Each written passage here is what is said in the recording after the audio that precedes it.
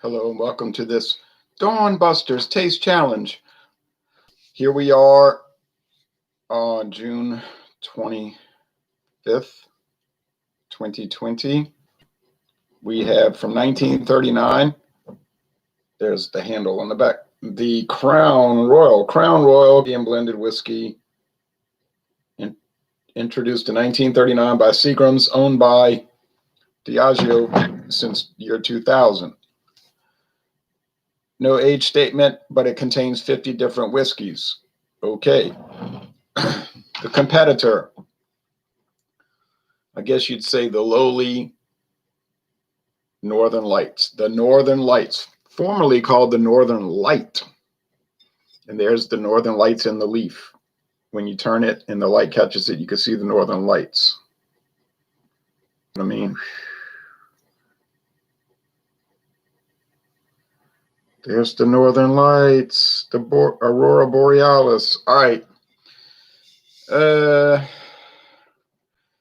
Produced in Canada, but bottled in Kentucky by Barton Imports. And it's got that Barton diamond neck design.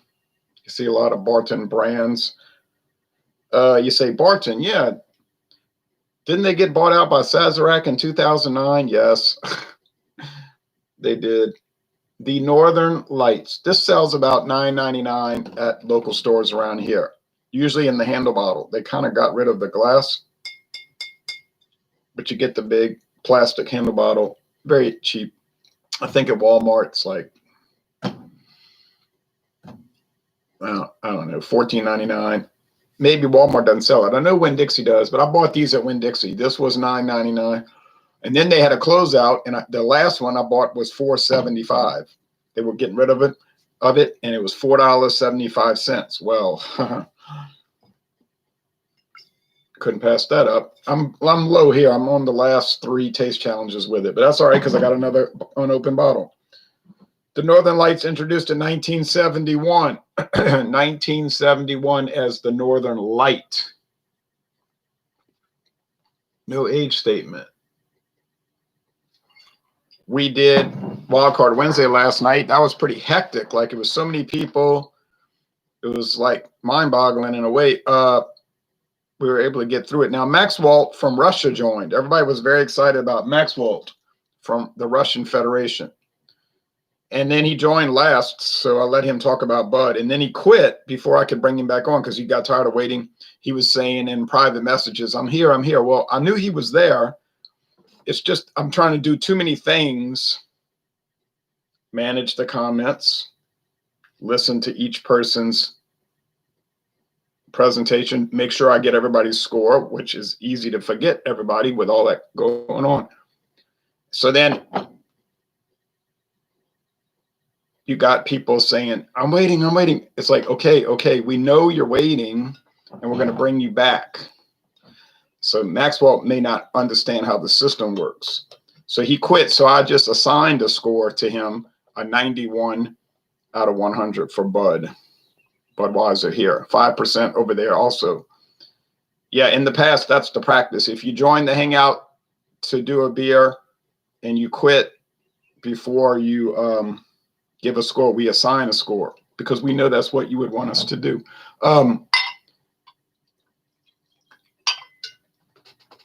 We've had people on there where their internet fails, and then they're sending messages saying, look, my system failed, but here's my score. Well, that's different because they're trying to do it. But to join and then quit due to impatience, then automatically we assign a score to you. We speak for you, in other words, and I think that's fair. Now, the Northern Lights, but feel free to come back on anytime, Max Walt. We're very tolerant and open. That's why we have Super Inclusive Saturday from time to time. Now, we ask people not to use foul language. It's not a rated R show. It's actually meant to be PG, of course, for people of drinking age, 21 and older, or some states. In countries, it's 18, which it should be in every place, I think. 18 is a much fairer drinking age. 21 is like trying to control you, you are under my control. I'm thinking for you.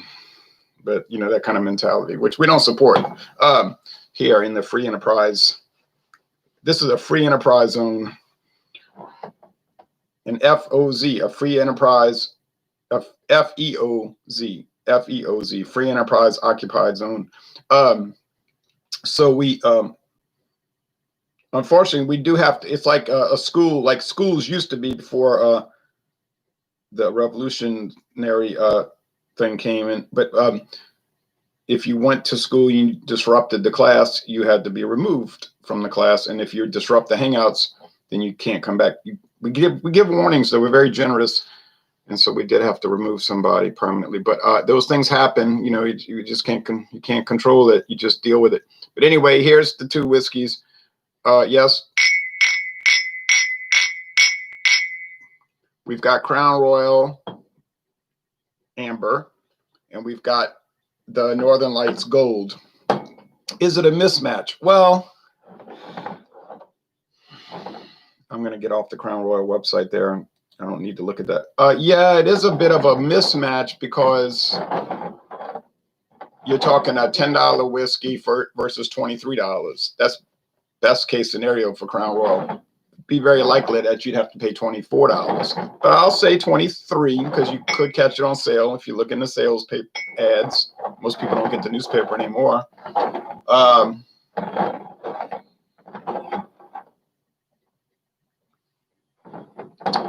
So is Crown Royal $13 better a bottle?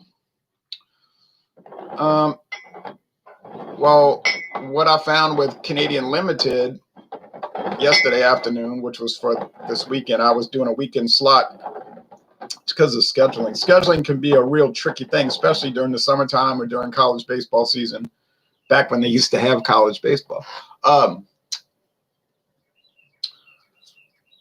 But no, I didn't think Canadian Limited was up to the standard of Crown Royal. Like Nina Yordi was saying, well, it's kind of like cheating. I think she was the one that said that because you're adding flavorings to achieve a taste. And she was saying, I feel kind of reluctant to try Canadian whiskey in that sense. I say, yes, it's allowed, though. It's in comportion with the law, comports with the law. They're fairly liberal in the classic sense in that law. I don't mean now they are. The country Canada is not liberal in the classic sense, but in their whiskey law they are, and so they allow it. They allow it. Okay, well, bourbon in America, bourbon is not allowed to have coloring added or flavor added, except for one category of bourbon, that's blended bourbon. So there is a category called blended bourbon, which is still mostly straight bourbon. But you can look that up on Tax and Trade Bureau website. It's very interesting. But straight bourbon and just what they call bourbon, it's just bourbon, not straight bourbon, just bourbon. It cannot have coloring or flavors added. So the Crown Royal had a more refined, higher grade, and just generally better flavor. In my opinion, other people might say, no. But I still said, no, I don't think it's $15 better, you know, because the Limited is $2 cheaper than the Northern Lights. So I think it's going to be the same scenario. It's going to be better, but it's not going to justify the price. You want to go pay $15 or $13 more per bottle for Crown Royal, be my guest. Go ahead. Doesn't matter, especially since I'm not buying it. But I'm just saying in my case, I wouldn't do that. Now,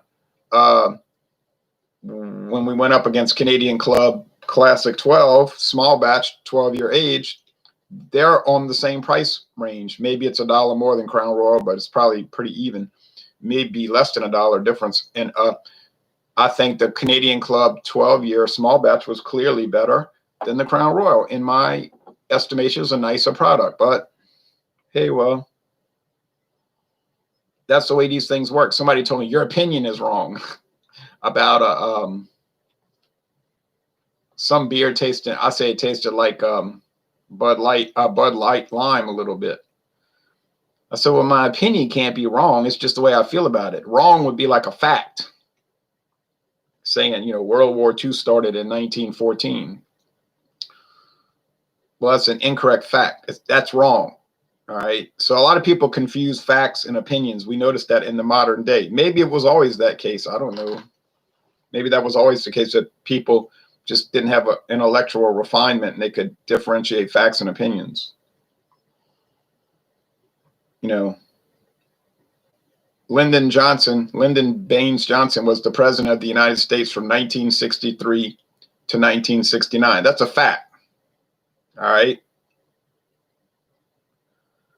Now, whether you think he was good or bad or mediocre, that's an opinion. You know, your opinion can't be wrong. You know, you could say to me, well, I think he was terrible, or I think he was great. Well, I'm not going to say you're wrong. I just might say I disagree with that. But so anyway, you know, it's hard to deal with that kind of thinking because it's illogical thinking. So it's hard to deal with. I've had people on Facebook do that. They'll like deny facts. No, he wasn't the president because the U.S. is an illegitimate country, et cetera. I was like, no, whatever you think about it is fine, but it is a fact, okay?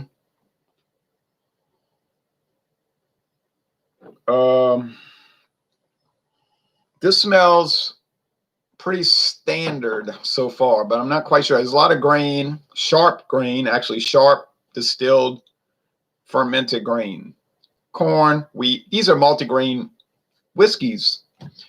Corn, rye, usually, and malt. Sometimes wheat whiskey. If you're into single grain whiskeys, like only one type of grain, well, that's different. There's Hay Club, which is a single grain whiskey. It's a grain whiskey. I would assume it's corn. I don't know why companies are secretive about what kind of grain. Cereal grain, it's a little strange. They're all cereal grains, even malt. You say, no, it's single malt. Single malt. I've drank single malt whiskey, which is fine. I like single malt Scotch whiskey. But what is malt? It's barley. That malt is put through a malting process. Well, barley is a cereal grain, right? Right. Still a cereal grain product. Okay, here's the Northern Lights. I figured that. This is the Northern Lights. It's got the nutty, which we talked about, the walnut oil, the pecan oil, or whatever it is, thing. So I'm opening my eyes now. I'm no use trying to. Which one has a better aroma? In my opinion, I think, I guess Crown Royal has a more classic whiskey aroma, like a more proper, what you would think. How should whiskey properly smell? And it would be like Crown Royal. You see, that's the proper aroma. I don't know how else to say it. And Canadian Club, the Northern Lights. I'm not gonna say it's improper or aberrant or a perverted smell, but it's just sort of like non-standard. It's unusual. If you want to say quaint, it's that Sazerac Canadian value price quaint smell. Eccentric smell, unique smell, odd smell. Yeah. It is unique because I don't know of any other companies that make whiskey that smell like that. Now, that's the truth. Could there be? Yeah, I haven't tried everybody's Canadian whiskey, all right? I got a long way to go. There must be 1,000 Canadian whiskey brands in the United States. Maybe more than that. But it just like, you know, it's Sazerac. When you smell it, you're like, whoop, that's Sazerac Canadian whiskey. You listen for the silent E, right? It's just bingo. There's that nut oil. And you got it. You got it, man. You got it, man. Okay. Taste time. Well, there's no real purpose for the taste now, except just to go through the protocol. I already know what it is. This is Crown Royal. I'm going to tell you that. Without even tasting, I'm going to tell you it's Crown Royal. Look, it's going to say CR, right? Well, it's blurry, but because it's too close to the camera. But yeah, it's CR, all right. Crown Royal. Cheers to Crown Royal.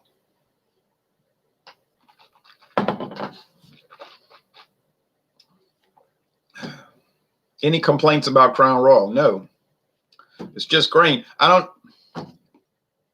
don't think I'm very good at describing beer, wine, and liquor, honestly. I just do the best I can, all right? That's all I can do. I try to be honest on this channel and do the best I can. Beyond that, I can't do anything else. It just tastes like cereal, you know, a bread product. What is bread made out of? Cereal grain. What is breakfast cereal made out of? Cereal grain. I had a bowl of grits this morning. Cereal grain, corn, white hominy grits. That's grain. You can buy polenta. That's pulverized yellow corn. Okay. There's sort of like a standard flavor. Beer has that flavor, the fermented grain flavor. Whiskey has that flavor, the fermented grain flavor. This is a problem for some people. They don't like the taste of that. Why do you think they eat cereal with a lot of sugar on it? To add, because they don't like the cereal grain taste. I add sugar to my cereal. I really prefer honey on it, but honey is so expensive. So what is so popular in the whiskey world today? Cinnamon flavor, honey flavor, all right? Peach flavor, apple flavor, flavor to get away from the classic whiskey taste, which is off-putting to so many people. What's the big thing in beer today? Beer, the world of beer. Chocolate, coffee, fruit puree this, fruit flavor that, natural flavor this, natural flavor that, artificial flavor this, artificial flavor that. Bourbon barrel age, because then you get the vanilla and the charred oak and everything. So and why would that be so popular? This is not a mystery. This should not be a perplexing thing. This should not be a Rubik's cube or the philosopher's stone. It's because a lot of people are not so keen on the classic beer flavor of fermented grain. They'll say, oh, it's bitter, or it's nasty, or it's sour, or it's off-putting in some sort of way. But the flavored stuff, they like it. And they want the alcohol. They want the 5, 6, 7, 10. You know, when you get to 12, it's very questionable. 10 is questionable, right, for regular drinking. Now, Ronnie S. had the DMX last night, the strawberry daiquiri flavored ale. Very powerful, 12%. Pint can. Unadvisable to drink one can alone, really. I would say it should be shared. You get 8 ounces each. The old Bud Light Lime-A-Rita format, 8 ounces. But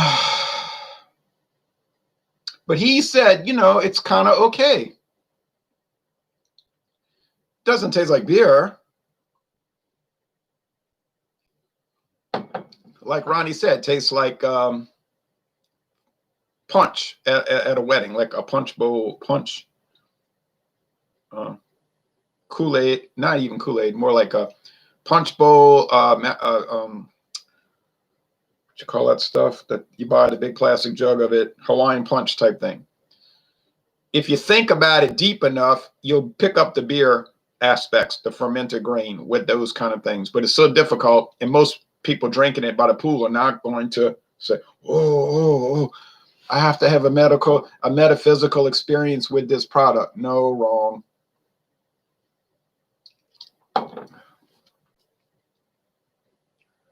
So Ronnie admitted it's pretty good. Not ideal, but it's pretty good. And so that is where I think they're going with the Northern Lights. It's like Sazerac Canada saying, well, you know, people are not super duper excited about the fermented grains, maybe so much. Let's add a little flavoring, which would mean, you know, there is a strict rule about it in a liberal sense. In other words, it has to be like rum, brandy, could be bourbon from America, rum, brandy, bourbon, and it could be wine. It has to be barrel aged wine. Wine, I was reading the regulation, wine aged in small wood, they say, small wood. And it can't be above 10%, 9.9% of the mix. In America, it's like 2%, can't be over 2%. What they say they could add blending sherry. Okay, so it gives it sort of like a candy taste. I don't know how you describe it, like a sweet candy, like you adding sugar to coffee, right? So I see people adding extraordinary amounts of sugar to coffee. I watch people at work, and I'm like stunned. It's like, wow, they put a little coffee in their sugar. It's incredible. How you could consume that much sugar, I can't imagine it. But they're just taking this product and tweaking it a little bit. Okay. So it's like nougat in a Three Musketeers bar, honey, maybe it's like a honey taste, honeycomb cereal, whatever that taste is, which is almost indescribable, but when you taste it, you know what it is. It suits people probably. Put it in ice, pour it over ice on the rocks. Yeah, great. It's great. The whiskey's great. Havana's great. So that's the story on that. Crown Royal, they're not playing funny games with this. They're not playing reindeer games with this or funky monkey. They're saying this is a standard brand. It's one of the world famous whiskey brands. It's the most famous Canadian whiskey brand. You're not going to get honey, nut oil, sugar, candy corn, or any of those funny business tastes in it. You want to play games?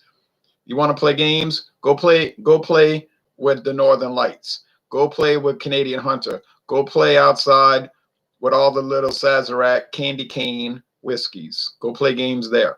But then Crown Royal does offer an alternative for people that want to play games. Not with their product, not with their flagship, but with what? You know the answer before I ask the question. The Crown Royal apple, the Crown Royal cinnamon, or whatever, the Crown Royal peach. I can't even think of all the flavors. There's too many. And many of the flavors that you'll see aren't even on the website. They're not stupid. They're going to offer it. They're just not going to corrupt their main product. But with the Northern Lights, there's nothing to corrupt. It's not well known. It's not well regarded. It's cheap and no one cares about it. You know what I'm saying? You can't say, well, don't damage the brand. There's nothing to damage. It's considered an inexpensive cheapo anyway. You haven't lost anything by adulterating it or corrupting it, what I'm saying. Finished it off. Whew. Crown Royal. It's a classic. Has my appreciation of it gone down since I started drinking on it a month ago? No. In fact, it's going up. And I knew that would happen. I told you on the initial video, I said it won't go down. My score won't drop. But it could go up. And I think that's the case. I'm really starting to be an admirer of it. The more you drink it, the more you admire it. It's like Budweiser. You drink it, you think it, you think it, you drink it, you sip it, you drink it, you think it. And then you say, oh, yeah. If you weren't content to be a jerk, you'd realize there's a whole lot more to this beer than you would first meet the eye. But it would take a trained eye, and it would take a person not in a rush. And I'm not in a rush, so then you start to say, oh. Now,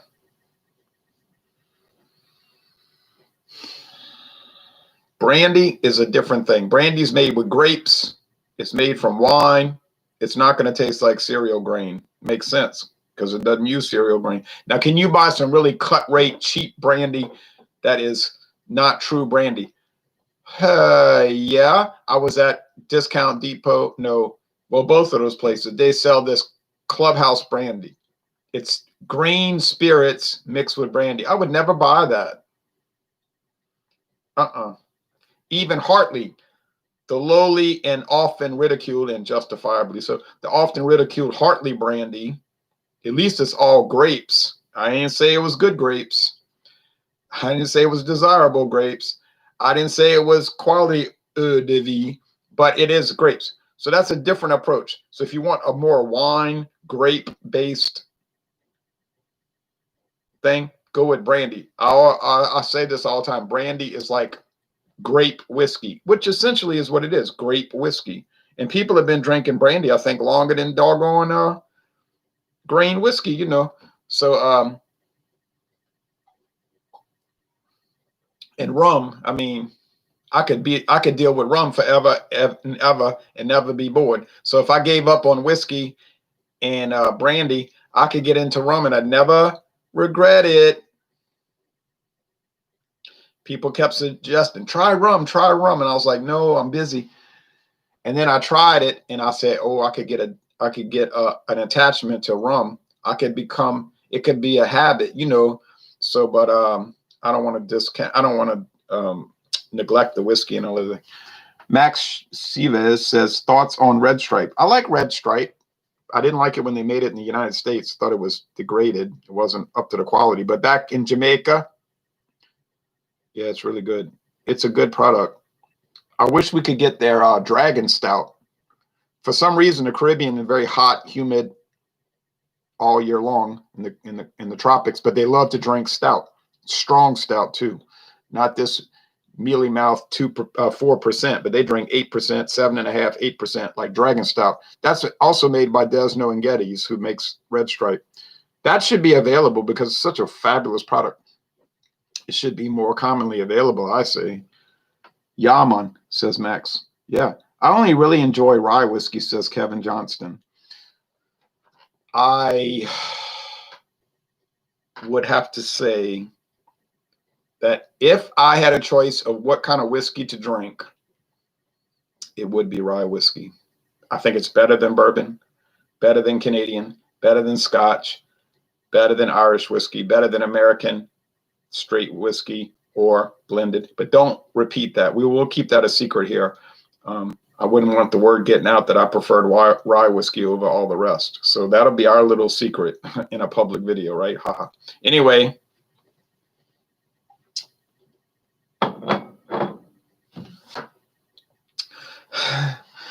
Haha, I'll keep it a secret. Now, anyway, yeah. Crown Royal wins, but it's sort of a Pyrrhic victory in a way because it's like, yeah, it's better, but then why wouldn't it be better? It's $13 a bottle more, you know? I mean, yeah, it should be better. It costs $13 more per each bottle. So if you bought 2 bottles, it would cost you $26 more than buying 2 bottles of the Northern Lights. And I don't know. I mean, do you really want to pay $26 more every time you buy 2 bottles? I wouldn't do it. Now, if I insisted on having a more straightforward whiskey flavor, yeah, guess I would buy a Crown Royal, but then on the other hand, I mean, you could still buy Canadian Club, which is a pretty standard whiskey flavor, although it does seem to have a little flavoring added like a honeycomb cereal, but I don't know. It's the champ, I guess. Crown Royal's the champ.